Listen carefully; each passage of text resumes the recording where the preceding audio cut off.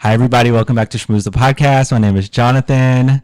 I am joined tonight with Bri, my new cousin-in-law. Yes, honey. Welcome to the podcast. Thank you so very much. Thank you for visiting our home. Thank you for having me. Yeah. Bri just moved here 2 years ago. Yeah, October 2nd makes 2 full years that I am a California native, I guess. Yeah. I'm an East Coast girl. It's a huge, I mean, I moved from like coast to coast. Mm-hmm. I mean, I did it big. Like I did nothing in between. There was like one very far East Coast to another very far West Coast. Yes.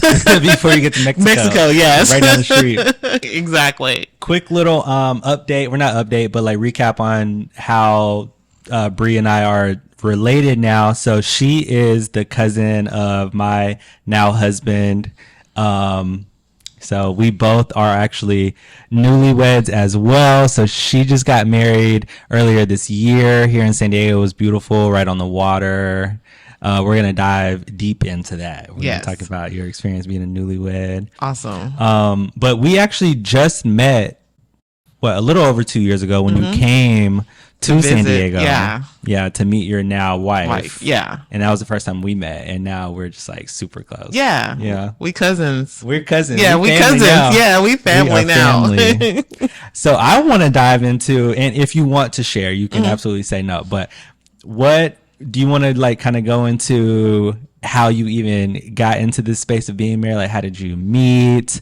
What was the process like? And even meeting Kelly, like, what was that like for you? Oh, yeah, most definitely. So Kelly and I met on a Zoom call. Mm-hmm. Believe it or not, this woman out of San Francisco, Frankie, she was doing speed dating, in-person speed dating events, and she pivoted for COVID. And so she started doing speed dating Zoom calls. And so you would pay for the event and you would go into a room and it would be like 20 other people. And then you would break out into each room for like 5 minutes and you would talk to the person. And so this was probably like my 5th or 6th one. But I had like of that night or just in general. In general. So over a period of time, probably like a 4 or 5 month period. Okay. So I found I think I went to my very first one at the end of the summer. And I actually met someone, but somehow she didn't realize that it was people from all over the place. So she didn't understand the concept that it may actually be a long distance relationship. And so that ended very, very quickly because I was being very intentional about, what did you want? You knew you wanted a wife? No, marriage was never a priority for me. It was not something that I strived to, nothing that I actually wanted. I just wanted a long-term partner. I wanted somebody to share in my life with. That's what I was looking for. Yeah, I was looking for a partner. I was looking, and I was being intentional about it. And I was like, a lot of times because I have literally been on dating sites since the 90s. So at the end of the day, I have ran the gamut of all of them. And so this was something different. And so I was just like, I got to kind of put myself out there because finding this person isn't going to knock on my door. Right. You know what I'm saying? So I was like, let's put some effort into it. And that January that I met Kelly, I had booked 2 events that month. So I had done them like 1 week and then 2 weeks later I did another one. And the first one was trash, but my psychic had told me that I was going to meet my partner in this life in the next 4 weeks. Okay. So I was like, and I talked to her at the beginning around January 1st, 2021. And I was just like, when all is said and done, if I don't put the energy into it, the manifestation of this can't happen. Okay. And the second one, January 28th was where I met Kelly. And that day I had a really crazy day at work.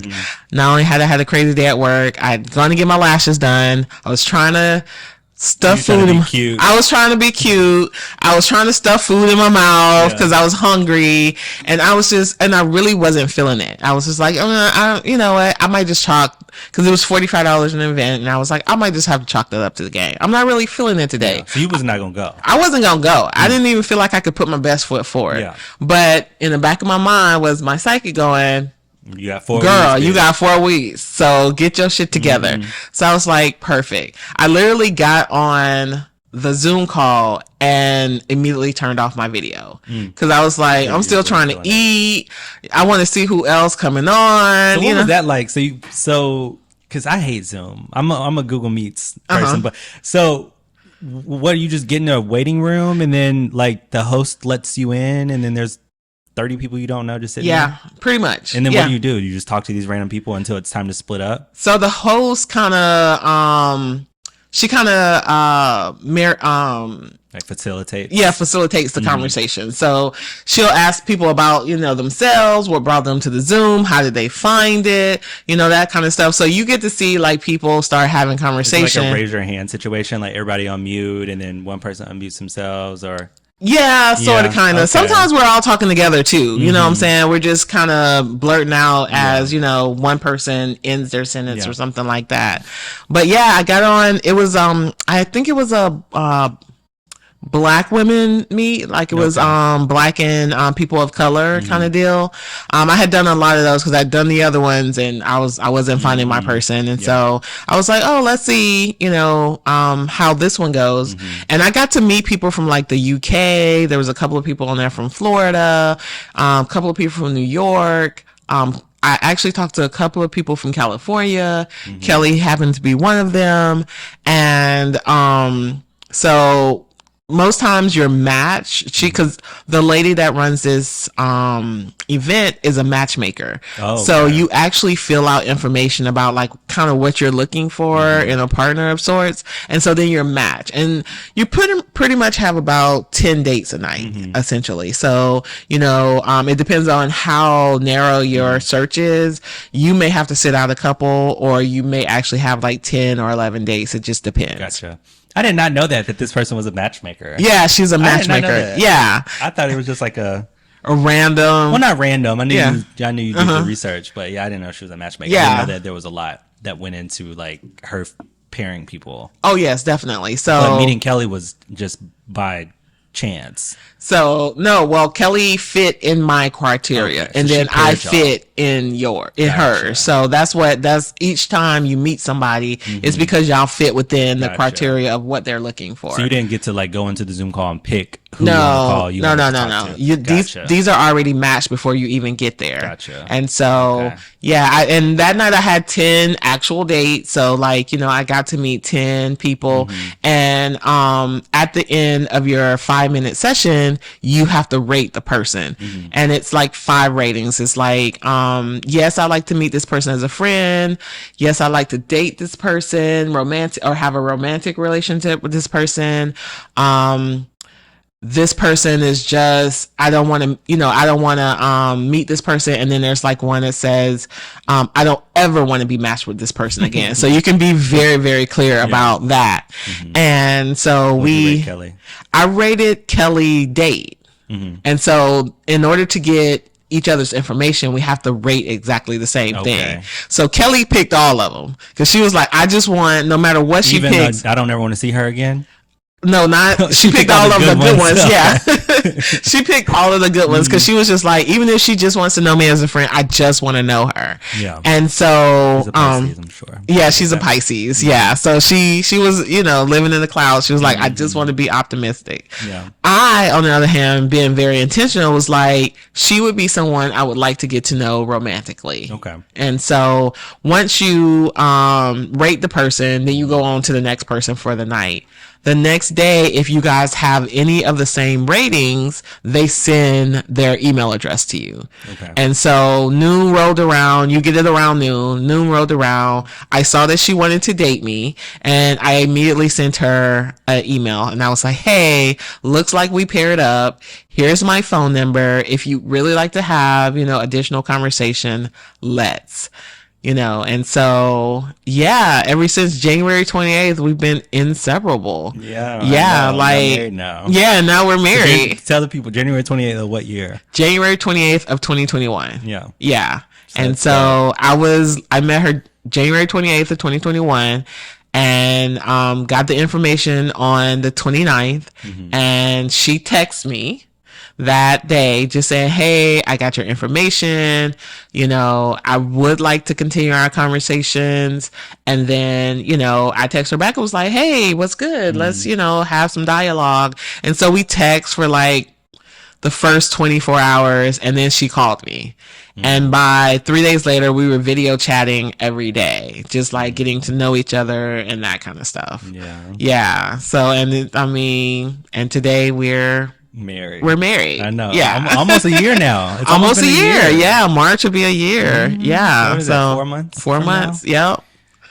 Yeah. That's dope though. I remember, when D'Angelo told me I don't think he knew yet what was going. I don't think you had revealed to him yet, like why you were coming to San Diego. I just remember him saying, "My cousin Sabrina from Atlanta is coming to San Diego. I really want you to meet her." And that's like all I knew. And I didn't know what to expect. I was like, okay, well, I'm gonna sit in the back seat. I'm gonna let her ride in the front. I remember we came and picked you up from the hotel. Yep.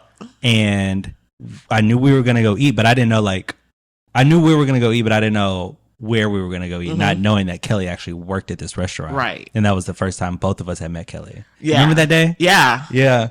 Well, that's actually the reason why I was really hyped about her. When we got into the Zoom call, somebody said, well, Chef Kelly, what is going to be your menu for Valentine's Day? And I was like, hold on, wait a minute, Chef? Right. Chef? Right. Oh, okay. Who is Chef Kelly? Because that was part of my list. At the end of the day, I wanted someone that was foodie, that was a foodie. So I was like, Chef, that's even better. So yeah, I'm like, she invited us. She was like, hey, why don't you guys come to the restaurant? And I really hit D'Angelo up. Was like, look, you can say no. And he was like, what? Right. He was like, priority? Because we know the chef? Oh, most definitely. Right. Yeah. Because we show was in there too. We ate everything. I'll never forget that day. We was in there.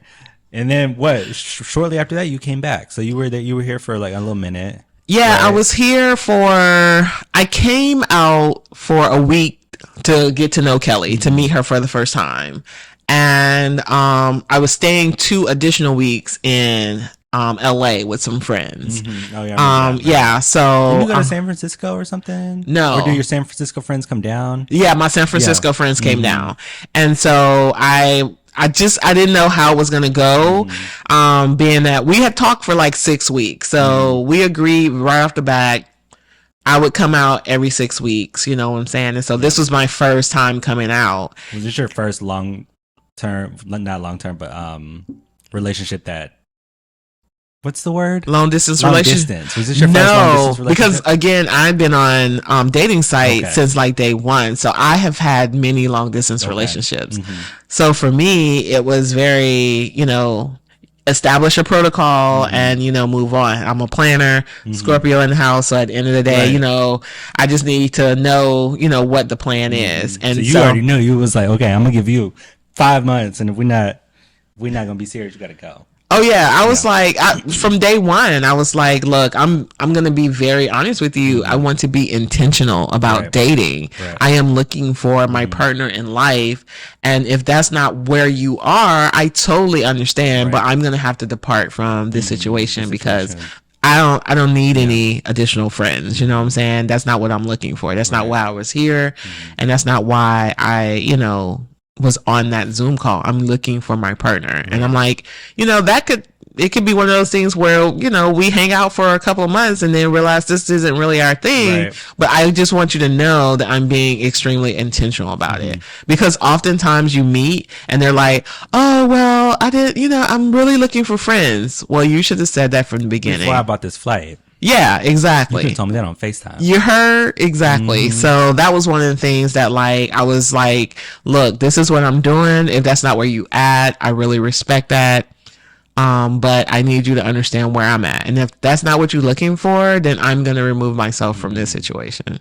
Well, it clearly worked out because here we are. Here we are. Yeah. So I remember because that was Christmas, right? When she proposed. Yes. And we were like 7 minutes too late. So we were supposed to go, well, we did go, but we went to Bri's sister-in-law's house for Christmas. The year before last, right? Yeah. And me and Deandra was like 9 minutes late after the proposal. We walked in and Sabrina's standing at the door with her hand up, talking about, look what happened. I'm like, what the fuck? Like, but it was joyful. It was dope. And I feel like we knew it was coming because you and Kelly, the way y'all's energy is together, right? You can tell like y'all are super, like y'all have a lot of really good, positive chemistry, like this hype that make people married. Yeah. Actually, that day I was wondering why she was like rushing me and like out the house. Yeah, rushing me out of the house. I was like, oh, I'm gonna take a shower. I was just taking my time because I'm like, she was like, oh, babe, what you doing? I was like, I'm just trying to get dressed. Can you give me some space? Like I didn't even. I was like, it's just your sister's house. Like.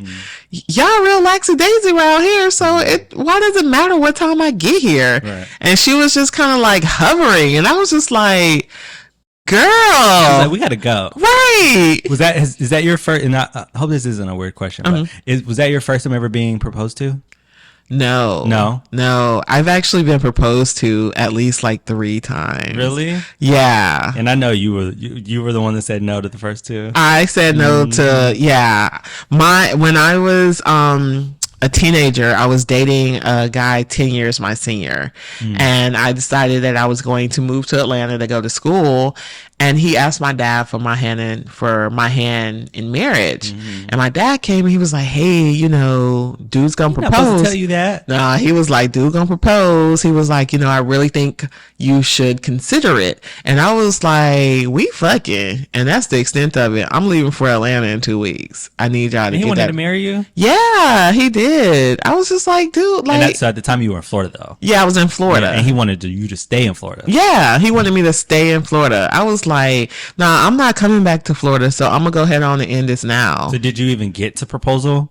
Or no, I literally my dad told me, and I like called him and I was like, look, I'm leaving in 2 weeks. That is a done deal. Oh, so you told him you knew? Yeah, I was like, my dad told me that you like, trying to propose. I was like, this is a done deal. Right. Yeah, I was like, I'm not leaving and I'm not expecting you to come visit me. I was like, this isn't about to be long distance, nothing. Like Jacksonville is in my rear view and you're a part of Jacksonville, so I'm not coming back. Did you? Well, I mean, you were a teenager, so you weren't probably the smartest thing back then. But did you make sure you set proper expectations? Why did he think that he could propose to you if you just thought that y'all was just fucking? Because I really girlfriend energy. No, I was a horrible girlfriend. I was really horrible girlfriend. I mean, like I said, we were fucking. That was the extent of it. So I was just like, you staying the night over there? Yeah, I was staying the night over there. That was your man. That was your man. I was, but I was like, dude, you're not supposed to stay the night with people you just fucking. I mean, he was like my first one, so I know the rules of engagement, and he was 10 years older than me. Oh no, he wasn't. No. I mean, he was a good dude. I actually met him while I was in high school. And he was a substitute teacher. And I just remember thinking he was a huge freaking cornball. I was just like, but I could tell his energy was, I'm feeling you. And so I graduated high school at 17. And that's following school year. My sister was in his class. And he saw a picture of me and was like, who is she? And my sister was like, that's my sister. And he was like, can I get your number? Like, can I get a number for her? And that's how she gave it away. And that's how I met him. And so I'm like, you just kind of something to do until like I figure out what I'm doing. Yeah. And once I figured it out, I was like gung ho. I was like, this is it. I'm gonna get this done. He told my dad he wanted to put me through college and all of the things. No, honey. I was like, Jacksonville is in my rearview mirror and I need you to understand that you are part of a couple I more couldn't do years. it because at the end of the day, I probably would have ended up pregnant and just miserable. True. Yeah, I was like, nah, this Yeah. ain't for me. Like, you was temporary, and I need you to understand that. Yeah. And so, 2 weeks after that, I left. Yeah. I would call home, and this dude would be at the house for Thanksgiving. I'm like, y'all need to give that up. Like, that is not happening. Why is he still invited? Right? Why is he there on Sunday night for dinner? I was like, it's not happening. Yeah. So yeah, and then one of my long-term girlfriends gave me a ring for New Year's one year. And I had told her like 2 months prior, I was like, look, we aren't loving and relating as we once were, and I think our relationship will soon end. And then a month later, I had a ring. Yeah. Yeah. She thought it would fix it. And like, literally, I looked at the ring and was like, I'll put it on the necklace and like wear it around my neck. Told her that? Yeah. I was like, it's not even my cup of tea. I was like, it's not my deal. How did she respond? And she was like, what woman wouldn't want a diamond? This one? Right. I was like, it's not really my cup you were of tea. already so turned off by her that whatever she had to offer. Yeah, I was like, it's just nothing. Yeah. A month later, she was kind of like living between residencies, and she moved all her stuff out, and I gave her ring back. I was like, you should have this. I don't, So what makes Kelly so great? Because you are such a, and I say this positively, but you are a very hyper independent person. Yes. That it takes like another alpha person to like at least level up with you. So like, what is it about Kelly, or what is it about yourself that you felt like this was what you needed? Kelly hit a lot of the things I needed in a relationship from my list. So we all remember when Sierra shared her list. At the end of the day, she was like, she's really grateful for her husband, but she had this list, and everybody was like, share the list, girl, share the list.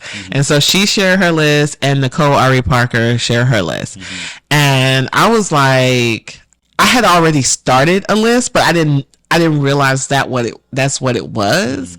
And so I was like, okay, I need to expand my list, but I need it to kind of be a manifestation list to the universe, saying, dear universe, these are the things I really need in a partner. And the list started off as the negatives from my past relationships. Like, one thing was like lack of communication. So I was like, I need somebody that communicates with me and communicates openly and in a place in which I feel safe because of my trauma from my past. And so it started off with, I need somebody that doesn't make me feel hard to love, that makes me feel like, I'm in a safe space, and that I'm easy to love, because I felt like I was easy to love. And so that's how my list kind of started off, as like, these are the problems that I had in my previous relationships, and as a result, I would really like for these issues to be resolved in my next relationship, or non-exist. And so Kelly really embodied a lot of the items from my list. She was a Pisces. She's perfect. Yeah, that's what y'all say. I'm like, so when we talked, we had a lot of like, because we both were intentional, we weren't being fake about the conversations. We were really having, real ass conversations about what we needed as partners, how we thrive as individuals, and how we needed to thrive in a relationship. And so we had a lot of conversations about who we were. And she had a list too. She had made a list like a year prior. And so, I was like, I have a list. I was like, and as we've talked over the last, 4 or 5 weeks, like, you have really embodied a lot of the things that I would like to have in a relationship. And so she was like, funny you say that. I made a list. And she was like, these are some of the things I did. And we both read our list to each other. You shared the list. We shared the list with one another. And so that really was like a foundation for us of like the things that we had given real credence and thought to about what we needed in a relationship, you know, just to be partners. And to be quite honest, when we started out, we were going to be long distance partners for a while. I would come out or she would come to the East Coast every 6 to 8 weeks, and we were just going to make it happen because neither one of us were trying to live with our partner and neither one of us were really trying to get married. We were really trying to, you know, just have partners or what have you. And when I met my wife, she was poly. So she already had a girlfriend. And so she was just kind of, when she told me she was poly, I was like, so to be clear, you are looking for a partner to add to the relationship that you already have. Mm-hmm. And she was like, well, yes and no. And so I was like, nope. I need very clear communication about what this looks like and how we're moving forward. I was like, I can pretty much get down with anything. And one of that was like, but I was like, I need the rules of engagement.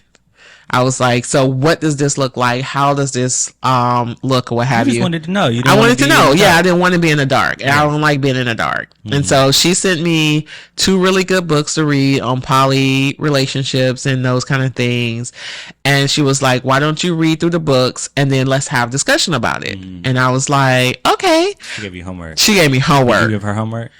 No, because I was the one that needed the homework. I was like, because I don't really know what this looks like. I don't know how this works. I was like, I've seen it on TV, but it's not always successful. Yeah. I was like, so I have questions. Yeah. And she was like, do this homework and then let's have a discussion. And so as I did the homework and, you know, so that we can have a discussion, we still talk every day. Mm-hmm. And we talked about things and how this looks and how this works and, you know, relationships and what we needed to be happy and feel fulfilled in our relationship. So we continue to have conversations on a very, very regular basis. Mm-hmm. Do you think that, because I know that we've talked about this together many times. Yes. Like what does that look like? How does it feel? But so now, a year into your marriage, but 2 years into the overall relationship, do you feel like you've gained? Do you think that you've grown positively towards the understanding of that, or do you still stand strong on like that's just not what I want to do? Is that poly, or just like the thought of that in your own relationship, not the ideal of it generally, but like in your own relationship? Yeah. So Kelly and I've had this, like, we've had extensive conversations about it. I am not a I love 2 people kind of deal. Mm-hmm. I am a one person. Yeah. And so for me, poly will look very different than my wife. Mm-hmm. My wife is a I can love multiple people kind of person. Mm-hmm. And so what we've talked about as far as poly is concerned is that I don't want to have an additional relationship per se with somebody, but I wouldn't mind having a sexual sexual experience. Being, like, sexually open. Right. But Kelly needs the emotional tie to that person. Yeah. So as we talk about it, it's like, okay, it doesn't make sense. It doesn't make sense for us. Not in this time and space. Yeah. And so, you know, we've decided to be monogamous. She's polymonogamous, I guess you would say. What does that mean, girl? It means that she identifies as poly, but in this space, it's something that she would explore, but she has shut herself. Yes. Not shut, because that's not. But she has decided that her primary relationship. Yeah, and that makes sense. Yeah. I guess that's cool to kind of hyphenate it like that, because people who say monogamous means monogamous forever. Forever, yeah. Where she is saying like I'm open to this, but now I'm this. Yes, exactly. Yeah. But I'm the same as you. Like, you get. I don't have it in me. I know I'm a lot to deal with as it is. I require a lot. So I don't. With that being said, I don't have a lot to give to a lot of other people. Like, I'm gonna give 100% to this one person, and that's it. Yeah, I'd be ready to take a nap at 4 o'clock. I exhaust myself. Exactly. Like, I'm so tired. It's so hard being me. I'm just tired. I just need to take a nap. I'm gonna need a nap. I need a nap. Mm-hmm. Yeah. So yeah, I totally get how that is, but to each their own. You never Yeah. know what's gonna happen in the future, Yeah. but also don't like rush it. Like if it's not for you, don't Yeah. make it be for you. I will never say never. Right. What Kelly and I always say is everything is always a conversation. We can always talk about whatever we I'll need try to talk anything about. once, Yeah. but if that shit makes me uncomfortable. Yeah. What I'm not going, I can't try no hard drugs though. Yeah. So I'm not going. Oh no, I'm not going to do that. Well, I have a very addictive personality, So so do I. I'm like, you don't want me to try hard drugs. You don't want me to do that, One of baby, it's gonna be a Kelly's problem. deal breakers is drug use. Okay, well So that's good. yeah, that's one of That's her good. deal breakers. So I'm like, I'm always cognizant of that. Now that I'm about to try hard drugs again, Right. But have it's good addicted. that she Yeah, doesn't even want you to. Yeah, 'Cause yeah. you don't want to be with a partner Nah. who's like, hey, let's try this heroin once. no. And then next thing you know, Right. y'all both on the street, Right. sharing shifts, No. carrying signs. I can't do it. Shade to the unhoused community. It's just Right. not my thing. It's not my thing either. Yeah.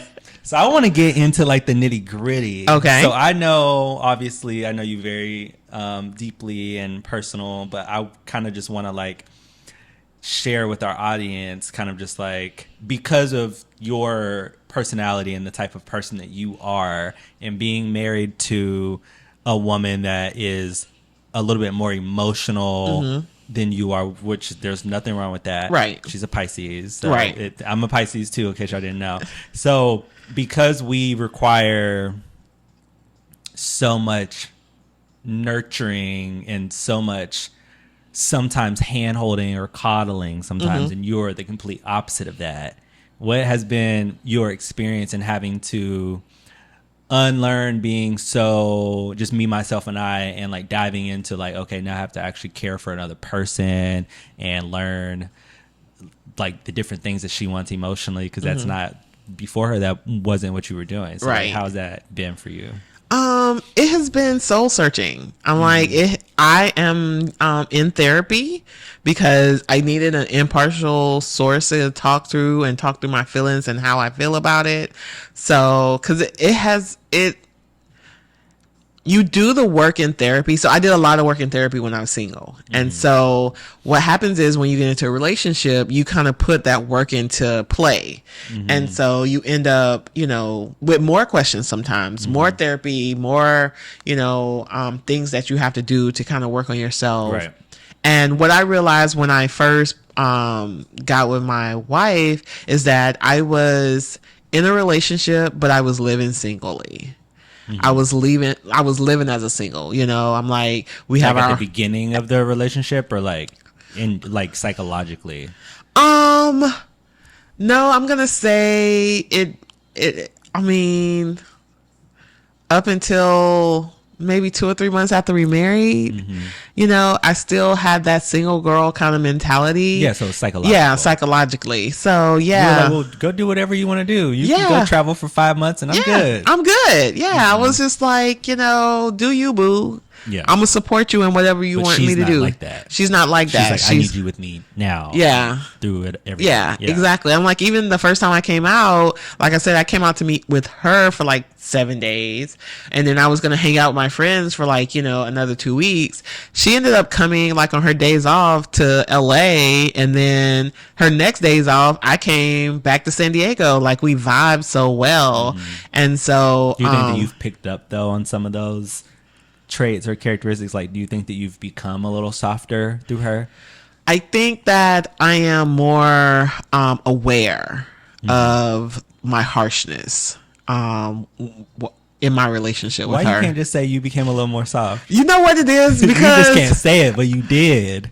I really feel like I've just become more aware. We just had this conversation the other day because my wife talks about me with such reverie. When she talks about me, I be like, Harper, who that woman? Because that can't be me. Yeah. Like, she will recount a conversation she had with somebody, and I just be like, that's not me. And so That's because she's talking about the soul and the spirit that she experiences of you. is this the Pisces telling me interpreting? I'm telling you, as a Pisces, because I do the same thing with D'Angelo. Like, that's what it is. I like you or other people. What y'all do is y'all just tell the straight cut facts of just like what the thing was. Which Right. There's nothing wrong with that. Exactly. But on the Pisces side, and I'm going to speak for myself, I always have a very like deep connection. Like if I am if I'm putting myself in a situation, let's say that I initiate something or I initiate a conversation or a friendship, relationship, whatever, I go in 200% to the extent that like my brain downloads every detail of something. So like I like the tone of your voice when you said something. How many times did we make eye contact when we were talking? Yeah. What were you wearing? What was the setting? Like my brain, and I don't do it intentionally or consciously. That's just what I do when I love, and I know that Kelly does that too. Because D'Angelo has said this to me too before, that when I talk about certain situations, he's like, I don't remember that. And I'm like, well, I do. Right. Like, and that's Kelly. She remembers the way she talks about me. I just be like, sometimes it's a little daunting because I'm like, I have to live up to that because I'm like, that's not who me. you are. And this is what I was having a conversation with my therapist about on Monday. You have imposter syndrome. Yes, I have imposter syndrome because at the end of the day, that person that she gets is not really me. And so she was saying like, when people give you accolades and stuff like that, she was like, do you find it hard? I was like, I do. And this is the reason why I find it hard. And this is why it's hard for me to say I've softened. It's because in my head, I have had the negative conversation. I have all the negatives still live there. All the things. What I give to my wife is what she needs in a very positive way. Or maybe do you think that the version of yourself that she receives is just a version of yourself that you haven't met yet?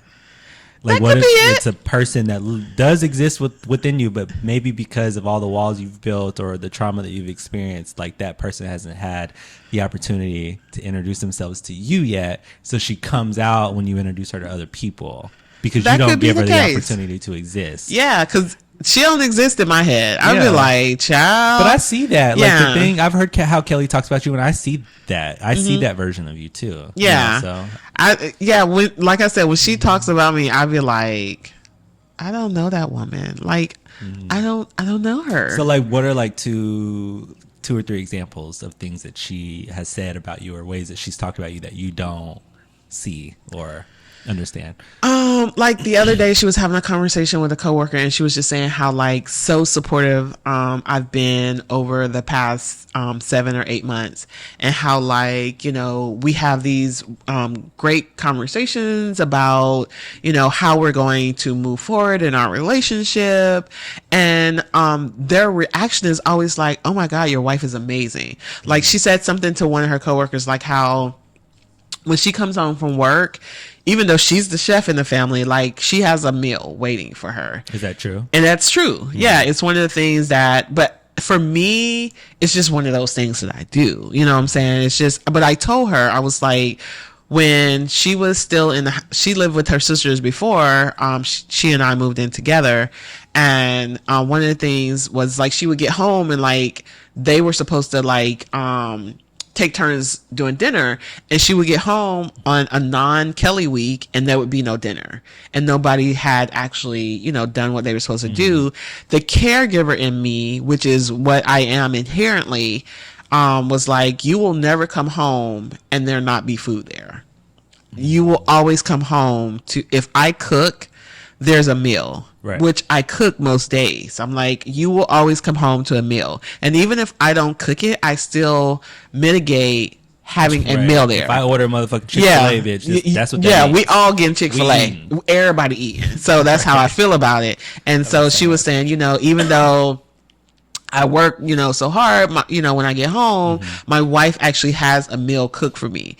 In that situation, I see the action, but I'm like, that's the bare minimum somebody should be doing. So I don't see it she's as never being experienced it. And that's the thing. Yeah. And that's she has to remind me, like, for her, this is kind of like the first time she's had this kind of relationship, you know, where she can see a future with somebody and she can have the kind of dialogue we have and all of those. So it's a lot of firsts for her in this type of relationship. And so, you know, I just try to be cognizant of that, because I'd be like, baby, that's the bare minimum. I'm like, I work from home. Yes, I do actually work from home. There is actual work that happens. Yeah. But I'm here, so why wouldn't I make a meal? Why wouldn't I make sure that you, having had work just as I had today, doesn't have to come home and try to mitigate, you know, getting yourself a meal. I'm like, even if I just warm up some stuff, I'd be like, hey, You still gonna eat. are you gonna eat? Right. You gonna always eat. I'm And not I'm gonna like, just be laying on the Right. couch like, we'll go figure it out. right, exactly. I'm like, No. sometimes I have the conversation how I'm not wifing today, or I am done wifing. Like, at the end of the night, my wife loves popcorn, and I make popcorn from scratch on the stove. How you do that? With corn kettles? yeah. And what else? I just some oil and put the butter and popcorn kernels in there. Melt the butter on the side. Kernels pop. What you do? Put the lid on it? Yeah. And it just pops? It just pops, yeah. So she'll be like, babe, don't you feel like popcorn tonight? And I'd be like, I'm done wifing. I made an entire meal today, like a full course Do you not meal. have like the bag popcorn for a No, backup? we do not eat any microwave popcorn. Why you don't do that? Oh no, it literally takes So you you want to sit your ass over the hot stove and pop grease? Yes. Why don't you every have Plan time. B with the bag? No, The I'm bag not about popcorn to is eat. good. Oh no, I can't. What's that name? The brand called with the Orville? you Yeah. Orville Yeah. is good. You No. get the extra butter. No, I'm not doing that. I can put my own extra butter on I it. love that Orville. Oh no, I'm not about to I eat want to try subpar the I wanna try popcorn. the- Just like you call my wine subpar. Y'all, I bought a bottle of wine and it had It had a $9.99 tag on it. I was like, well, this about to, I'm gonna have a headache tomorrow. but it's good, ain't it? It is good. It's good. It actually is really We good. don't Yeah. have a sponsorship, so we're not. Yeah. But that's cute. You know, so while you were talking about Kelly and like how she responds to, like, it kind of reminded me of like myself and even kind of like my mom, because me and my mom are also Pisces, and I think that I don't. Maybe this is a stereotype. Maybe I'm just subscribing to the nonsense of horoscopes or whatever. But I feel like Pisces.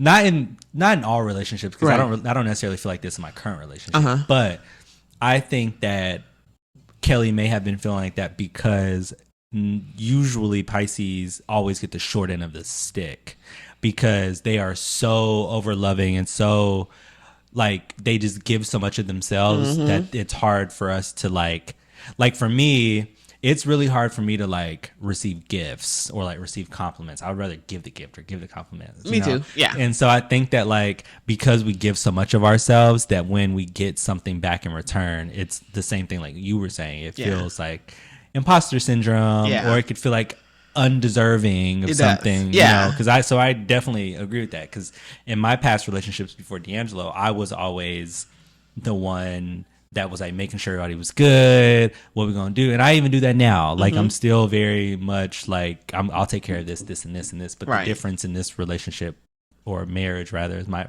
first and only marriage. But the difference is that I get it in return, Right. Whereas You're being in the poured past, into. Yeah. Yeah. In the past, I'm just giving and giving and giving, and then once like there's nothing left, and people see that there's nothing left, they leave. Yeah, I at the end of most relationships, I need a refill, and this relationship isn't like that. Yeah, and it hadn't been like that from the beginning. Yeah, and also oftentimes people put their best foot forward. They wanna.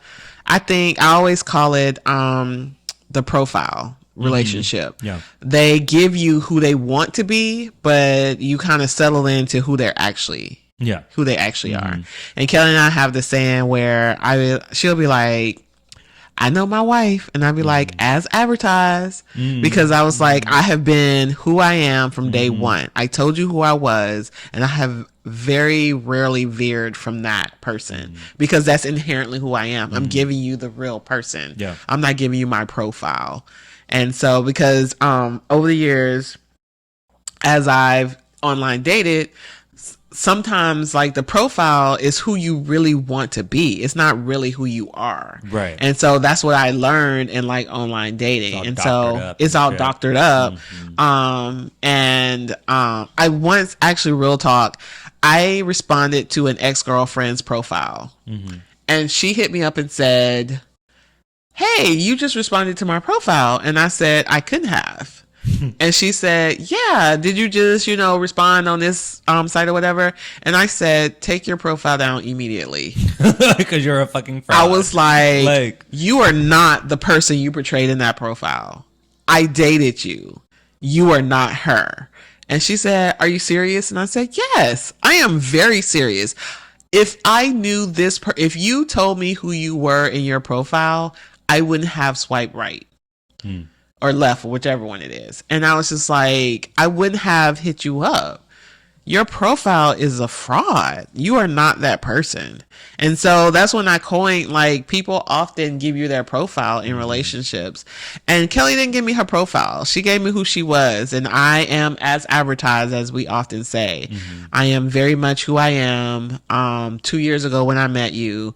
And the things I told you about me and who I am and what I was looking for are still true today. Yeah. So, like, what do you feel like has changed about you, though, in 2 years? I learned to be in a partnership because, like I said, I entered my relationship as a person with a partner that lived singly. So my finances were singly. How I thought about finances were singly. 401k, all that kind of stuff. I'd be like, "I'm doing me. You better do you, boo." Like, insurance. I'm like, just the bare minimum. Outside of us sharing a home together, I was very much living a single life. And now, we have, conversations about finances and like what it's going to look like and how you're going to be able to save for retirement, when you're trying to get to retirement, those kind of things, conversations that you really need to have in relationships. But I was straight out here like, "Child, you better do you, because I'm going to do me." Right. I'm like, I'll be retired in 10 years and you be like, "I got to go to work." I'll be like, "All right, see you when you get home." Right, exactly. What do you think about you emotionally has changed? Like, what did you come in with that you've discarded of since? A lot of things. The silence, like, when I get to my point where I can no longer use words to like really, explain how I'm feeling, because I don't emote very well, and then I don't emote really fast. I have to kind of like sit with how I'm feeling about something. And so I used to just like go silent and like with the intention of like giving somebody the silent treatment, or with the intention of just like, I just don't know what to say, so I'm just not going to say it. Because silent treatment is abusive. Yeah, so like just going silent because I don't know what to say. And so just going within yourself. Yeah, just going within myself and just being like, yeah. So now, I say things like, "I need to process this. Can you give me a couple of days and maybe we can revisit?" You or can you give that? me? You say that? Yeah, I say that. I will say. Have you always done that, or are you just doing that now with Kelly? I'm just doing this now with Kelly. Did she teach you that? No, I learned that in therapy, because I would go silent.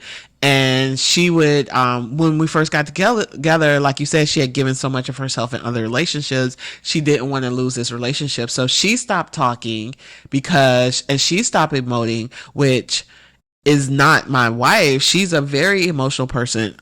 You know how she's feeling. She tells you, you know what I'm saying? And it's all over her face. And so it's all over her face. And so for her to stop emoting to me because I'm being silent, I'm like, we weren't talking as we needed to talk. You know what I'm saying? So it was one of those things where I had to learn language in order to talk to my wife. Right. And for her not to feel like, "Oh my God, I fucked up and she's going to leave me." You know what I'm saying? So that was her own trauma that she had to kind of work through. And my trauma was, you know what, real talk, when I get to the point where I have to talk about feelings, I don't want to talk anymore. And it's not because I don't want to talk, it's because I don't have the words to really dive into my feelings.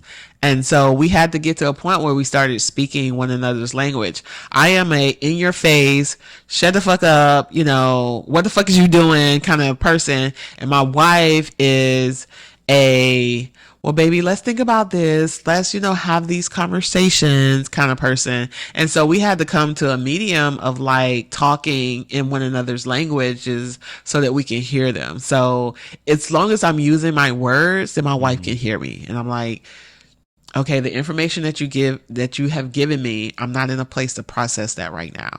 So do you mind if I process what we're talking about, and then on the other side of it, can we have a conversation? Can you give me until tomorrow, or can you give me a couple of days to kind of process it? Because like I said, I don't emote very easily or very fast, so I have to go through a range of emotions. My first emotion is always anger, and that's undeserving. Sometimes I'm hurt, sometimes, you know, I am feeling something, but anger is my first emotion. And so at the end of the day, I have to go through a range of emotions in order to like get to the point where I can say, you know what, babe, the words you used the other day really hurt me. You know what I'm saying? Instead of going, bitch, let me tell you something. What you're not going to do is talk to me like that. You know what I'm saying? That kind of thing. So it's one of those things where I had to learn to process my emotions so that I can react in a way, or at least have a conversation with her in a way that she could accept it as well. Yeah. You think, are y'all going to have kids? No. Oh, so that's off the table. That's off the table. Really? Yeah. Y'all put a hard no on it? A hard no on it. Whose idea was that? Or is it both mutual? of ours. One, we'll be 48 next year. I'm like, the ideal of like starting a family. What if Paltrow had her first baby at 49? Yeah, but she rich. I'm like, at the end of the day, child, I'm not trying to have no baby. And Kelly is not trying to have no baby. Although sometimes I have like baby fever.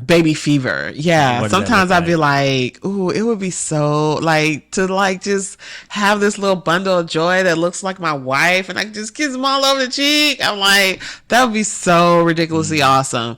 And then I'd be like, yeah, that's real cute, but no, we're not doing that. We are older, and we have decided that. What about like dogs and stuff, animals? We're both allergic. I know you're to dogs, so but they got hypoallergenic ones now. They do, however, not like they're like new breed, right? Yeah, I'm like, no. We talked about it. I was like, man, we both allergic. I was like, and it kind of puts like time limits on like our travel and where we can go and how long we can go. No, the VCA, they got the VCA got kennels. Yeah, I know, but you gotta take the motherfuckers for however long you want. Yeah, but I'm like, you gotta add that into the budget. You do. I'm like, yeah, it's expensive, and dogs in themselves are expensive. It's getting more expensive. Yes. Because when we got Pablo, how long we had Pablo? 2 years. When we got Pablo, the VCA used to be like $25 a night. They're like $70 a night now. A couple weekends ago, we went to LA for Halloween. What was it? 2 weekends ago or whatever. Then the dogs were there from Friday to Monday. Guess how much that shit was for 2 dogs? Right. Guess. $300? $700. Ouch. From Friday to Monday, $700 to board 2 dogs. I can't even imagine. They about to stay at home by them goddamn. I can't even imagine. It gets a little pricey. My cousin had a dog, and I just remember thinking, yeah, that's not for me. Yeah. I'm like, if I wanted, like, they're really sweet though. They are. So if you ever like just want to like watch them, or if you need to like scratch that itch, if you feel like you need to like have a dog. You don't want me to watch your dog. One time, one of my friends asked me to watch her dog. Like 2 days later, I remembered that the dog was in the house by itself. Like almost 24. I think you told me this story. Almost 24 hours later. Was it alive? Yeah, it was still alive, but I mean, I was like, I'm sitting up there like, oh, I should invite her over because I had cooked like Thanksgiving dinner or like a meal. This bitch was out of town. I was like, I should invite her over for dinner. I was like, I cooked so and so forth. And I was like, oh, fuck, her dog. I literally took everything out of the oven and like ran to like see about this dog. He was looking at me like, bitch. It had been almost 24 hours. I told her, I was like, I should not be the person to watch your dog. She was fine when She you was told like, oh, he's probably okay. I was like, he was all right. I gave him a real nice long walk and everything, fed him. I was like, gave him some water, then took him for a long walk again. I was like, I tried to get 2 walks in, considering that. It's funny. Pablo would be pissed. Oh, I was just like, his name was be- Buddy, and he was like, I walked in the house and his head was like, really? And I looked around the house and he didn't make any messes or anything or any that I found. I was like, maybe he's good at hiding them, but I was like, you should ask me to watch your dog. Yes, never mind. No, you don't want me. Maybe Kelly, is she good at that? Yeah, Kelly will come over here and love on the dogs. Yeah. Maybe we need somebody Yeah. like Kelly, but you're not gonna be responsible. No, I was like, because Pablo has really bad anxiety. Like he'll throw himself down the stairs if it's been 24 hours. Oh, see, Rocky, I don't know. We've only had Rocky for like 5 months. I don't really know yet. Yeah, what his vibe is. I'm like, child, you don't want me to do that. That I'm not the person. I'm gonna take myself out of the running because I'm not very good at that. Now, if I house sit, that's one thing, but because I'm there. But if you want me to roll through, you wouldn't even stay at the house. You'd be house sitting. The next thing you know, you're like, damn, I left the stove on 2 days ago. Yeah. Yeah. Yeah, you don't want me to. You don't want me to watch the dog. The VCA, I guess it's worth the money. Yeah, because they'll still be alive on the other side of that. They will, but you know they be taxing. Taxing. I can't even imagine. One of my friends, when he would board his dog, like you had an option for like TV and like extra walks and all that kind of stuff. I'm like, one weekend would like set him back for like one dog, like $1,500, and I was like, no, I'm okay. Yeah, I'm good. Yeah. When we were about to go to when we went to Europe, my mom was supposed to come out here and watch the dogs, and then all those events happened at home, and then so his mom ended up coming out and like house sitting and watching the dogs. But that was like really cool to have somebody come and like stay at the house, but like it's family and like watch the dogs. Because then they don't have to, be out of their space. They can be out of their space, but then it also like extends like an invitation to the person who's doing it. Unless they live in the same city, then that's not an invitation or not a vacation. But that was dope. I don't think I could ever do that for somebody though. No, I'm not house sitting. No, I don't. Nobody's ever asked me to either. Don't ask me to watch it. I don't like other people's dogs. No, just like other people's kids. I don't like other people's dogs either. We go to the dog park and it'd be a dog house. I'm like, let's go. I don't know. Because them other dogs, I don't know how they roll. Yeah, their humans are trash. Yeah. But we're going to jump through. I have 2 more questions. Okay. Like 2 more things that I really want to talk about. Okay. Call it a night. But I actually wrote this one down, but it wasn't super crazy. Okay. But, I want to know. So outside of relationship and getting to know Kelly prior to marriage, like on the other side of being married now that it's like legal and that's your wife, y'all live together, ain't no leaving. What would you say on either side of it? What would you say has been like one of like the hardest things that you've had to unlearn about yourself in an effort to make your marriage work? Like, is there something about yourself or about Kelly that if neither of you swayed, that their marriage would not have worked? And like, what is that thing? Everybody's got it. Yeah. I don't know. I mean, one of the things that I had to sway on is the job situation. So just before the wedding, my wife was working for a company and she was coming home every day and she was miserable. And I was just like, look, I was just like, I just can't have you come home every day crying. Like, I don't want to start a marriage this way. I was like, but, we talked about it. I was like, you look for work. Granted, it's probably not a good idea for you to start a job before the wedding. But if you work up until the wedding and then on the other side of it, quit your job. That was one of the things that I really had to work on because I am everybody up in this mug works. At the end of the day, you put your big girl panties on and you go to work because that's what adults do. Yeah. And not having a job is not okay. That's not what I signed up for. I didn't sign up to take care of a partner fiscally. I signed up for a partnership. Right. And so for my wife to like come home every day and to be, you know, completely wrecked from this place that, doing something that she actually loved to do, but because of the management and all those kind of things, she's completely wrecked. I'm like, I had to get to a point where my feelings about how marriages and relationships work financially was outweighed by my wife's emotional health, because I was just like, I don't want to see this. I don't want to, you know, I want you to be okay. I want you to be happy. I want you to, you know, not be in a situation where, you know, you're so unhappy. Right. Because for a job where you working 40 to 60 hours, sometimes 70 hours a week, I'm like, at the end of the day, that's a large majority of the time that you have in that 7-day span. And to be unhappy in that, it boils over into your relationship. And so as a result, I'm like, we weren't talking as much. We weren't doing, you know, we weren't as jovial. We weren't doing the things. By the time she got home, she was exhausted. I was exhausted. We were just veg out and watch television, and we weren't doing the things. We was working and sleeping. Yeah. And so I was just like, babe, like, real talk, if this isn't the place you want to be right now in this time and space, it's okay. It took a lot for me to get there. Because I was just like, she would come some days, she, again, imposter syndrome, she would come home and she would like complain and, you know, so on and so forth. And I'd be like, child, that's work. Like, these are the breaks. This is what happens, you know, when you're adulting.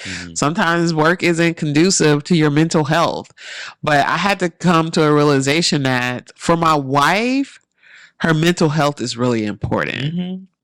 For me, you live in that space. Yeah, because you, right. I'm like, for me, I'm like, my mental health is important, but at the end of the day, I'm also the caregiver and the breadwinner. So I have obligations that doesn't allow me to be. But you're not as like, you don't require as much emotionally. I don't as require, she does, right? And so I'm a like, lot of her emotions is heavier. So your mental health is reliant on, how am I doing financially or at home, right? My livelihood, and her mental health is reliant on like her actual mental health. Like, how do I feel? Exactly. You know, and so how do I feel? Right. And so, you know, she came home and she was like, the ethics of this place. And I was like, ethics? Child, you don't own the business. I was like, as long as you're not about to go to jail, like, put your big girl panties on and work. Yeah. But, you know, she was, you know, these corporations, like these jobs, they will work you. I feel like they're getting worse. I don't know what you can say about your experience with the job market, industry, whatever, but they're getting worse. Yeah, it's because at the end of the day, we're a cog in the machine. I'm like, if you're not doing a job, they're going to pay somebody else to do the job, you know? But even when you do a good job and they just have like a personal thing against you, they will make your life fucking hell. Was that her? So why was, and this is obviously not our story to tell, but just a snippet. Like, why was she not enjoying the job? The personal, it was it was a small business. At the end of the day, the owner of the company just was not a fan of hers, and she made her job. It was personal. It was very personal, and so she made her job just really difficult. You know what I'm saying? And so. That's, you know, that's, she was just like, reason, I guess. She was, you know, for me, I'm like, you know, at the end of the day, I'm just like, it's not your business. You go in, you do a job. And for me, the accolades is your paycheck. Right. For my wife, she needs to hear the verbal, you know, you did a really good job. But is that her love language? Words of affirmation? Words of affirmation is part of one of her things in her love language. So she needs to hear that she's doing a good job. She needs to hear, you know, that you rock this or whatever. And this lady was just like not giving her, you know, what she needed in order to, you know, feel secure in that position. And so she was just coming home. And not only that, but everything was negative. So not only was she not saying you did a good job, but she was just like, you suck ass. You know what I'm saying? Essentially. Why she didn't put her hands on her? That okay. At the end of the day, me and my wife, we two totally different, I feel like Kelly get down though. She Nah, Kelly is a Buddhist principle, turn the other cheek kind of person.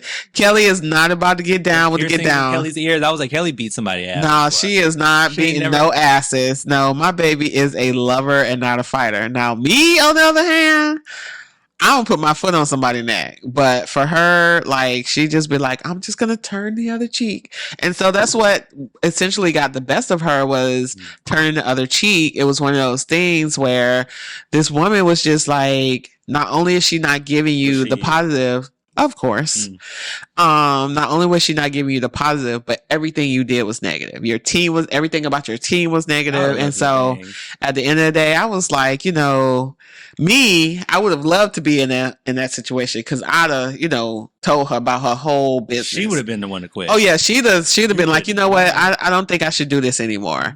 But my wife, again, turn the other cheek kind of person. She's not wanted to quit and just like go out with like a bang.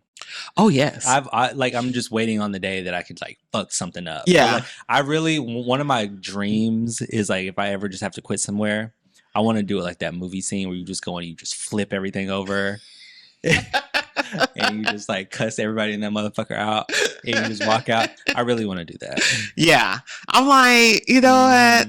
I have never quit in that situation, but I have gone off though. Have you? I have. I have had situations where like I walk in and call a racist, and like their face turns like super uber duper red. Like I'm not, and then I like go down with receipts like, bam, you did this and then you did this and then you did this. You've done that before? I have done that before. Like, it felt really good. I can't wait. Yeah. I got a situation. Yeah. I'm like, at the end of the day, I come with receipts. I'm like, I don't care. I am going to give you the business. I am never going to hold back. I have receipts and timestamps and photos and screenshots. Oh, yeah. I can tell you where you were when you said it. Right. Don't fuck with me. Oh, yeah. Oh, no. I have gone ahead, especially because I work for a company for over 22 years. I'm like, at the end of the day, I have gone head to head with some folks. Like, what you not gonna do is today. I got time. Right. And because it was a good old boy company,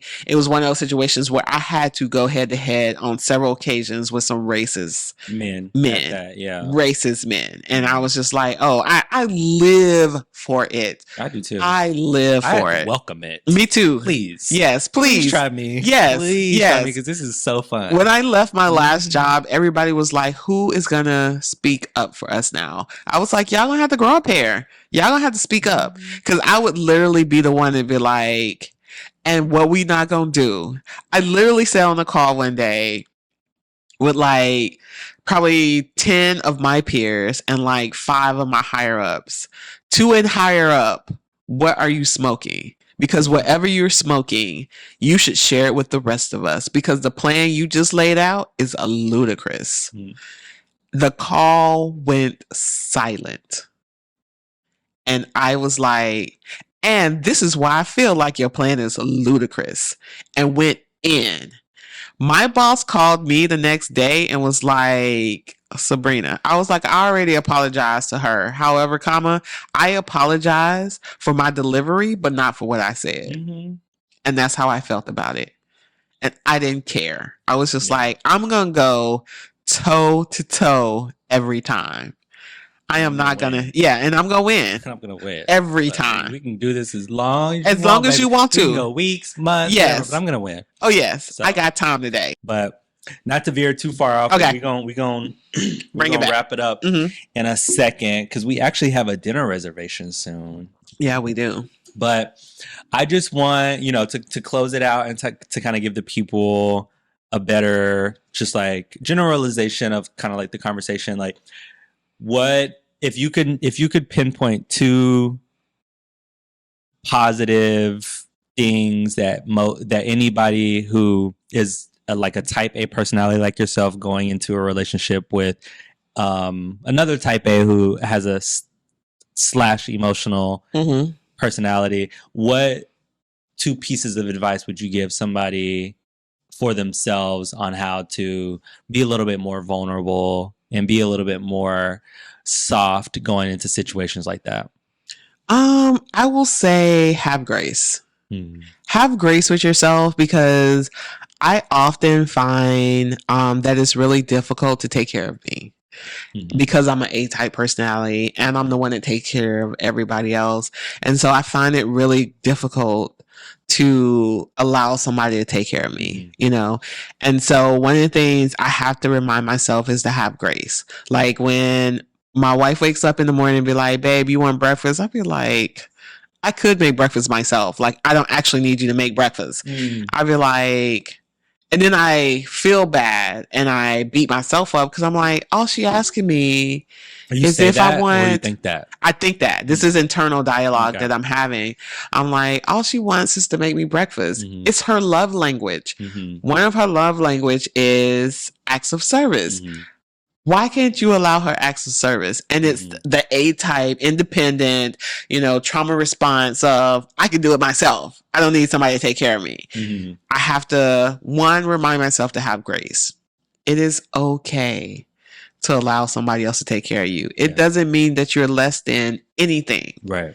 Have grace. And then the other thing is patience. You have to be patient. Like, I always say the universe does not grant you patience. It grants you situations in which you can be patient.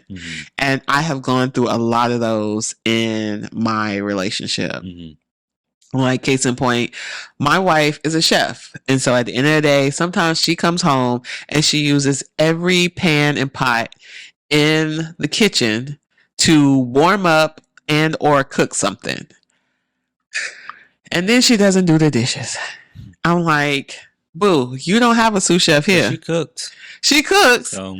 I'm like, but I've already eaten because she's home so late. I'm like, babe, she will say to me, babe, you don't have to mitigate dinner for me tonight. I will get dinner on my own. Cool. Because she's not going to be home at a time for dinner.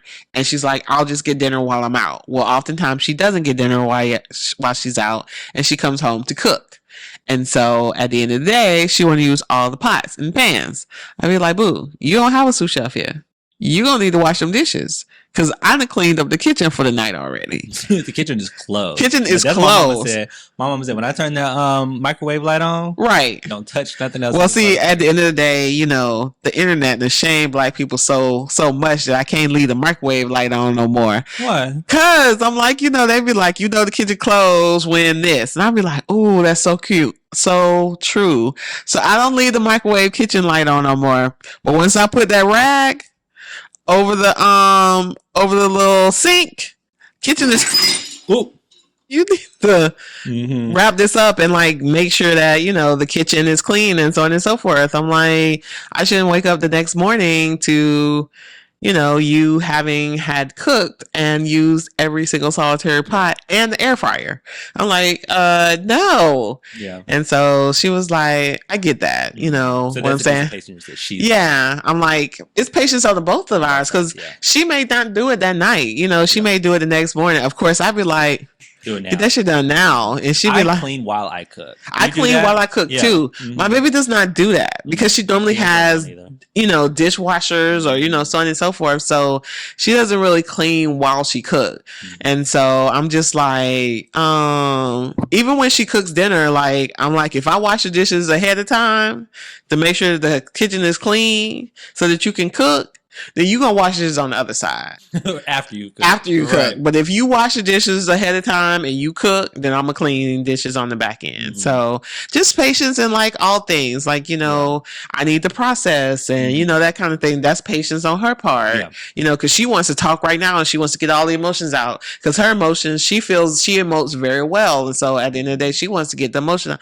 I be like, I need a couple of days, like I need to sit with this, have some internal dialogue about it and all of the things. So I'm like, grace and patience. Yeah. We started our relationship with courage and vulnerability. And what I have found we use most is grace and patience. Yeah. That's dope. That's dope that you know that. Yeah. A lot of people, they just kind of go through the motions of their relationship and then 3 or 4 or 5 years pass by, they don't even like know like what chapter in their relationship are they even in. Exactly. They're just been like, well, I'm just here. Exactly. But like where are you? Like, Yeah. how far are y'all actually along? Because you can be in a 5 to 10 year relationship and ain't got fucking nowhere. Yeah. I mean, I've had long distance relationships my whole life. So, after end of a 10-year relationship or end of a nearly 5-year relationship, where are you and what conversations are you having and so on and so forth. Back and you'd be like, what have we even like done? Yeah. Like what have we attained? And like, and then this isn't my experience, but I've had relationships like this where you kind of like a couple years ago, you'd be like, you the same person that you was when I met you. Yeah. Like nothing has changed. Like, and so there's no growth. Yeah. Yeah. Well, I appreciate you coming on and having this conversation with me. Well, thank you so much for having me. I was a little nervous, of course. I was, because I am an introvert that can be an extrovert. And so, I was like, and then what are we going to talk about? What am I going to say? What if I can't talk? All the things. I was like, we can just think about a couple little topics, but organic conversation carries it. Yeah. Because this is honestly, I think, probably the longest episode that Schmooze has so far.